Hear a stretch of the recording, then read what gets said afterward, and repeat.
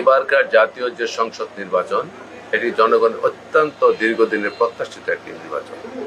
বহু ত্যাগ তিতিক্ষা, বহু নির্যাতন নিষ্পেষণ, হাজারো মায়ের বুক খালি করা হয়েছে, বহু শহীদের রক্তেরই বিনিময়ে আমরা এই পরিবেশ পেয়েছি। কাজে আপনারা বুঝতে পেরেছেন যে নির্বাচনটা কত গুরুত্বপূর্ণ জাতির জীবনে, দেশের জন্য, স্বাধীনতার জন্য এবং সার্বভৌমত্বের জন্য।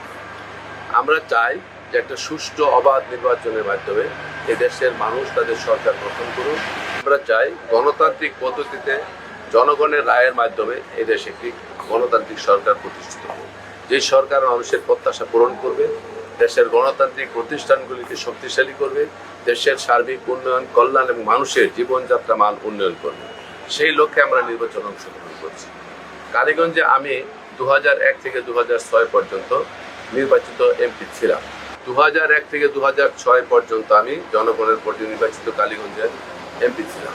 আমি নির্বাচনের পূর্বে তখন কালীগঞ্জবাসীকে তাদের কল্যাণের জন্য যে সমস্ত প্রতিশ্রুতি দিয়েছিলাম, আমি সকল প্রতিশ্রুতি বাস্তবায়ন করতে সক্ষম হয়েছি আল্লাহর অশেষ মেহেরবানি। কারণ রাস্তাঘাট, বিদ্যুতায়ন, শিক্ষা প্রতিষ্ঠানের উন্নয়ন, ধর্মীয় প্রতিষ্ঠানের উন্নয়ন এবং সহ সমস্ত অবকাঠামোগত উন্নয়ন আমরা সক্ষম হয়েছি। দুর্গম এই কালীগঞ্জকে আমরা অত্যন্ত সহযোগিতার মাধ্যমে যাতে সুন্দরভাবে মানুষ জীবনযাপন করতে পারে সেরকম একটা যোগাযোগের ব্যবস্থা আমরা করতে সক্ষম হয়েছি।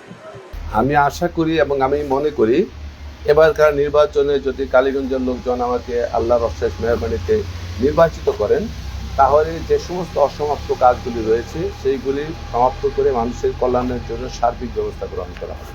তার মধ্যে স্বাস্থ্য খাত রয়েছে, শিক্ষার গুণগত মান উন্নত করতে হবে, মাদককে সম্পূর্ণ নিয়ন্ত্রণ করতে হবে এবং নারীদের কর্মসংস্থানের ব্যবস্থা করতে হবে, বেকারদের কর্মসংস্থানের ব্যবস্থা করতে হবে, খাল খনন, বিদ্যুতায়ন এবং কালীগঞ্জের সর্বত্র গ্যাসের ব্যবস্থা করতে হবে, যাতে গ্যাসের মাধ্যমে আমাদের মা বোনেরা তারা তাদের পারিবারিক জীবন এবং রান্নাবান্নার কাজ সব কিছু করতে পারে। এবং সবচেয়ে গুরুত্বপূর্ণ আরেকটি কথা হচ্ছে যে সেই কেটু ফ্যাক্টরি যেটা টঙ্গী, সেইখান থেকে যদি নাকি আমরা রেললাইনের দক্ষিণ দিক দিয়া দড়িপাড়া পর্যন্ত রাস্তাটা আমরা আনতে পারি, তাহলে রেললাইনগুলি ক্রস করার যে সমস্যা সেইগুলি আর থাকবে না, এটা কালীগঞ্জবাসীর প্রত্যাশা। এবং কাপাসিয়া একটা মোড় আছে যেখানে সার্বক্ষণিক জ্বর থেকে থাকে, এবং ব্যবসায়ীরা যাতে সেই কাপাসিয়া মোড়ে সুন্দর করে ব্যবসা পরিচালনা করতে পারে সেই ব্যবস্থাও করতে হবে। জনগণের চলাচলের জন্য এখানে রাস্তাটাকে এত সুন্দর করতে হবে যাতে দেখতেও সুন্দর এবং মানুষের কোনো ভোগান্তি না হয়।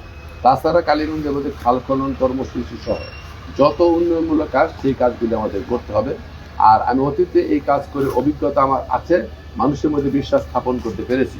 সেই বিশ্বাস নিয়ে মানুষ এবার আমাকে ধানের শীষে ভোট দেওয়ার জন্য বসে আছে এবং তারা প্রস্তুতি গ্রহণ করেছে। কারণ তাদের ভোটের মাধ্যমে তাদের কল্যাণের জন্য যে প্রতিশ্রুতি দিয়েছিলাম সেই প্রতিশ্রুতি আমি বাস্তবায়ন করতে সক্ষম হয়েছিলাম। ফলে এই বিশ্বাস জন্মেছে যে তাদেরকে আমি কল্যাণের জন্য, তাদের মানুষের উন্নয়নের জন্য কাজ করতে পারবো। কালীগঞ্জ হচ্ছে সকল ধর্মের একটি শান্তিপূর্ণ অবস্থান।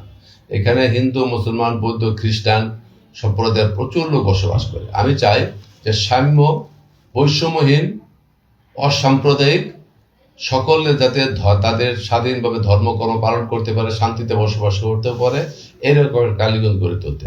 আরেকটি কথা আমি যেটা নতুনত্ব আনতে চাই, মনে করছি আমাদের দলের চেয়ারম্যান জনাব তারেক রহমান বলেছেন মানুষ একটা পরিবর্তন চায়। এই পরিবর্তনটা গতানুগতিক কোনো পরিবর্তন নয়, এই পরিবর্তনটা এমন একটি ইতিবাচক পরিবর্তন যেই পরিবর্তনের মাধ্যমে গতানুগতিক যে ধারা চলে আসছে রাজনীতির, তার চেয়ে একটি নতুন ধারা প্রবাহিত হবে, যেই ধারার মাধ্যমে মানুষের কল্যাণ এবং রাষ্ট্রের কল্যাণ নিহিত। আমি আরেকটি কথা বলতে চাই, এখানে অনেক সময় আমরা দেখা যায় ধর্মের এবং রাজনৈতিক দলের মধ্যে হানাহানি, কারাকারি, মারামারি হয়। আমি স্পষ্ট ভাষায় বলতে চাই, যারা অতীতে যাই করুক না কেন কালীগঞ্জে, আমি কালীগঞ্জের প্রতিহিংসার রাজনীতি করব না, প্রতিশোধের কোনো রাজনীতি করব না। আমি সকল ভেদাভেদ ভুলে গিয়ে সাম্যের কালীগঞ্জ প্রতিষ্ঠা করতে চাই, ঐক্যবদ্ধভাবে কাজ করে মানুষের কল্যাণে কাজ করতে পারে এরকম একটা কালীগঞ্জ প্রতিষ্ঠা করতে চাই। কাজে যারা রয়েছেন তারা নিঃসংকোচে, নির্ভয়ে এবং উদার মনে এইখানে আমার যাকে সাড়া দিবেন, আমি ইনসাফ প্রতিষ্ঠা করব। আমি বেইনসাফি কোনো কাজ নিজে করব না। এবং আমি এটা স্পষ্ট ভাষায় বলতে চাই, আমি যদি আল্লাহ যদি আমাকে তৌফিক দেন, আল্লাহ যদি আমাকে এমপি বানান মানুষের ভোটে, কালীগঞ্জের বেআইনসাফি কাজ, কোনো ধরনের জুলুমবাজ, কোনো ধরনের অরাজনৈতিক সাংগঠনিক এবং রাজনৈতিক দলের মধ্যে যে ভেদাভেদ, হিংসা, বিদ্বেষ, সেই রকমের কোনো প্রভাব খাটিয়ে কোনো অন্য ব্যক্তির উপর, গোষ্ঠীর উপর, দলের উপর কোনো ধরনের কর্মকাণ্ড পরিচালনা করতে আমি দিব না। এই প্রতিশ্রুতি আমি দিচ্ছি এবং এই পরিবর্তন আমি কালীগঞ্জ জানতে চাই।